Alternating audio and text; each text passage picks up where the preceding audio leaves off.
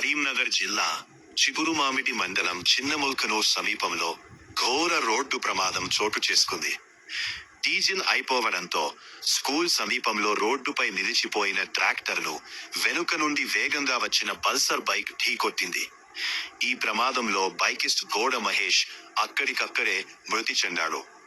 మృతుడు సిద్దిపేట జిల్లా నంగునూరు మండలం కొండరాజుపల్లి గ్రామానికి చెందిన వ్యక్తిగా గుర్తించారు.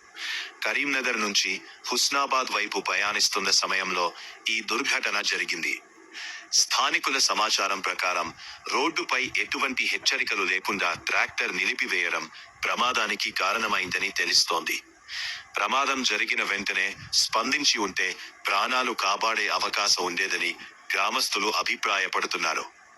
ఈ ఘటనపై పోలీసులు కేసు నమోదు చేసి దర్యాప్తు చేపట్టారు. నిర్లక్ష్యంగా వాహనాలు రోడ్డుపై నిలిపివేయడం ఎంతటి విషాదాలకు దారితీస్తుందో ఈ సంఘటన మరోసారి గుర్తు చేసింది.